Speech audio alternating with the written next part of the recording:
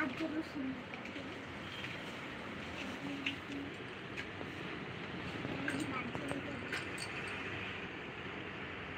मत लीजिए, ध्यान से सुनिए।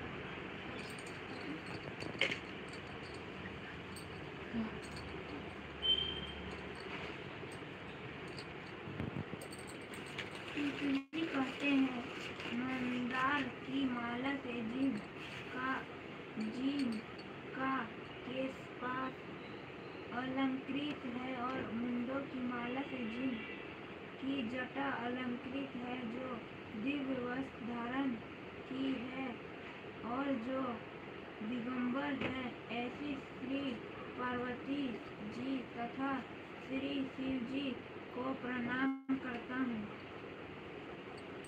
रमणीक कैलाश पर्वत के शिखर पर बैठी हुई श्री पार्वती जी कहती है, हे महेश्वर, हमें कोई गुप्त व्रत या पूजन बताइए जो सब धर्मों से सरल हो, जिसमें परिश्रम भी कम करना पड़े लेकिन फल अधिक मिले। हे नाथ, यदि आप मुझ पर प्रसन्न हो तो यह विधान बताइए। हे प्रभु, इस ताप व्रत या दान से आदि मध्य और अंत रहित आप जैसे महाप्रभु हमको प्राप्त हुए हैं। शिव जी बोले, हे देवी सुनो, मैं तुमको एक व्रत जो मेरा सर्वस्व और छिपाने योग्य है लेकिन तुम्हारे प्रेम के वशीभूत होकर मैं तुम्हें बतलाता हूँ।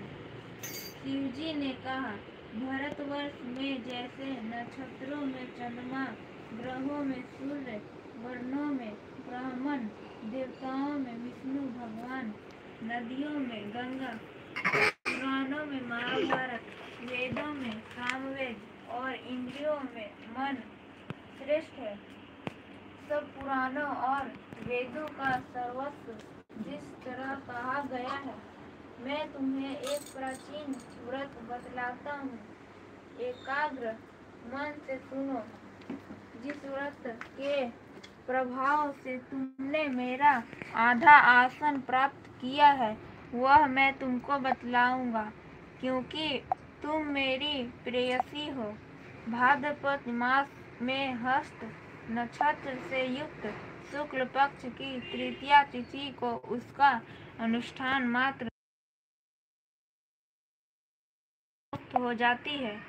हे देवी, तुमने आज से बहुत दिनों पहले हिमालय पर्वत पर इस व्रत को किया था। यह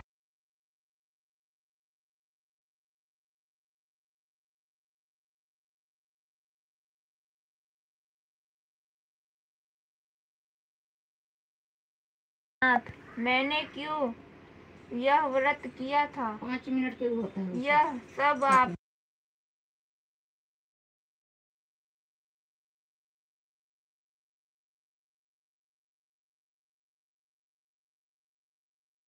और पर्वतों से श्रेष्ठ हिमवानम नामक पर्वत है।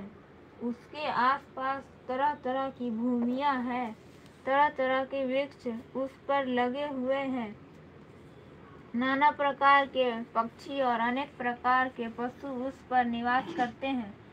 वहां पहुंचकर गंधर्वों के साथ बहुत से देवता, सिद्ध, चारण, पक्षीगण सर्वदा प्रसन्न मन से विचरते हैं। वहां पहुंचकर गंधर्व गाते हैं, अप्सराएं नाचती है।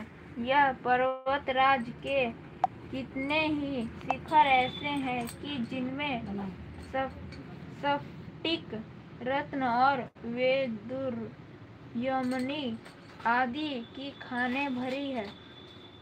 यह पर्वत ऊंचा तो इतना अधिक है कि मित्र के घर की तरफ समझकर आकाश का स्पर्श किए रहता है। उसके समस्त शिखर सदैव हिम से आच्छादित रहते हैं और गंगा